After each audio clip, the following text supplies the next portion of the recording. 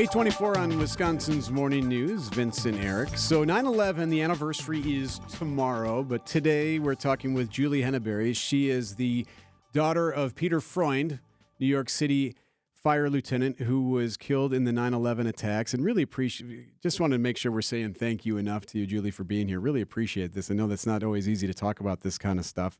Wanted to make a correction. So tomorrow, you have a couple of things you're doing tomorrow. First off, you're going to be at fire headquarters tomorrow morning. Is that right? Here in Milwaukee? Yeah. So they do an annual reading of the names. So actually before the reading of the names, I'm actually going to do my speech then as well.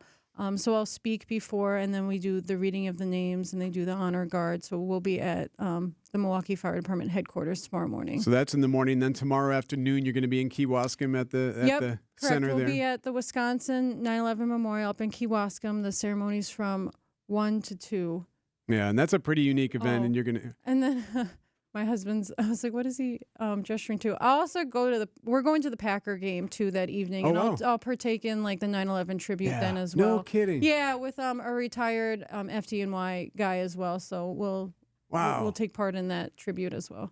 I wanted to ask you this, Julie, because, many of us have lost parents, okay? And my wife lost her father, my late father-in-law, when, it was far too soon, and it was cancer and whatever. And that's a personal tragedy for her, a tragedy within our family.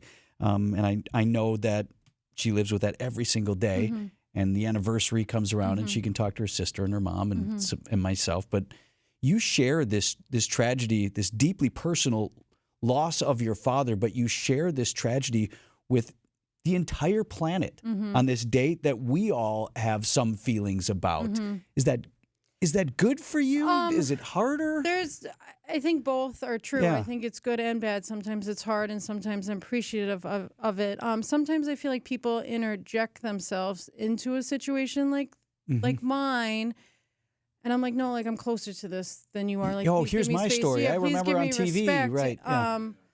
I am appreciative, like things like the Milwaukee Fire Department does, how they read the names, they stop and remember. So it's another part of my grief process is like I have to be okay with this. I have no other choice, that I do have to share this with the general public. But there's some elements I just keep to me and my family.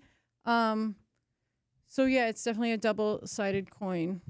Your son's how old now? He just turned 5 on Friday. And how deeply have you dived into this with him? We've been to New York a few times. So I actually we visited the memorial in New York for the first time back in 2023. So I met with the medical examiner, so I had questions about that.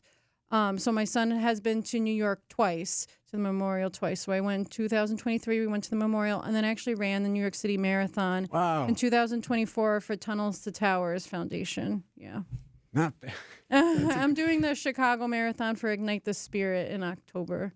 That's incredible. What do you think of the center? We've been there, both have been there once. I've been to the one at the Pentagon as well, and I am in awe of what they've been able to do in New York City. Yeah, I mean, it's beautiful. So it was. I think it was created when I was still in college, and I wanted to go for me, so it took me a while to get around to it. I mean, it's beautiful. I don't go in through the public entryway. I contact a retired fire department member, and we go in through the side door. Hey, that's fine. I will say, though, like, least we can do for you. Yeah. I would never go back on a public day again. It was very strange going in and experience it with, like tourists and stuff like that, and I'm hysterical. I just don't hold back. And they're probably like, what's wrong with this lady?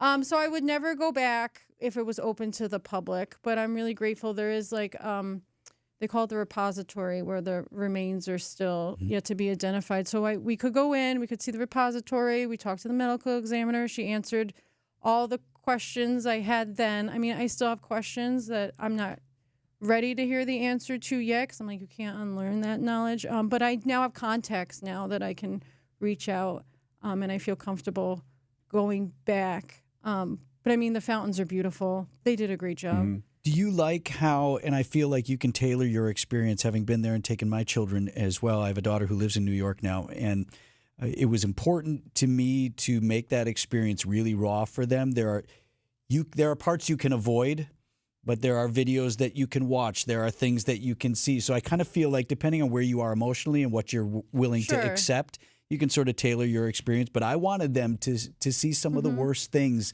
that are on display there. I don't, like this shouldn't be sugarcoated. Like it was terrible. It was an act of hatred. But then when I talk to firefighters, they always say like the 343 that died answered hate with love. You know, they stayed behind to help people that needed help. I'm just all like, let's talk about it all. Like, let's not leave anything unturned. Because my thing is like, if you leave it stuffed and you don't talk about it, it comes out in different ways. And more likely than not, it's going to be destructive. So I'd rather talk about it and cry. And maybe it's a little awkward, but then after there's like a weight that's lifted off your shoulders. And then you can move forward. And it's just easier to talk about. Well, we're glad you found a home here in Thank you. Wisconsin Thanks. with us. Absolutely. His name is Lieutenant Peter Freund, and he is going to be honored by his daughter, Julie Henneberry, tomorrow morning and at the 9/11 Memorial and Education Center in Kewaskum. And one of my favorite things about that memorial, and that place means a lot to me, is the Habermans are, Gordy and his wife, they are wonderful people, is that the whole process and the whole point of that memorial center isn't just to look at a beam. And for motorcyclists who are on, tours across the state to stop and take a picture and look at it, it's also to honor and remember and to teach. And you will be teaching tomorrow. Yes. You will be sharing your story tomorrow afternoon. And can't thank you enough for coming in today, Julie. It means the world to us for you to come in. Thank you. Julie Henneberry here on Wisconsin's Morning News.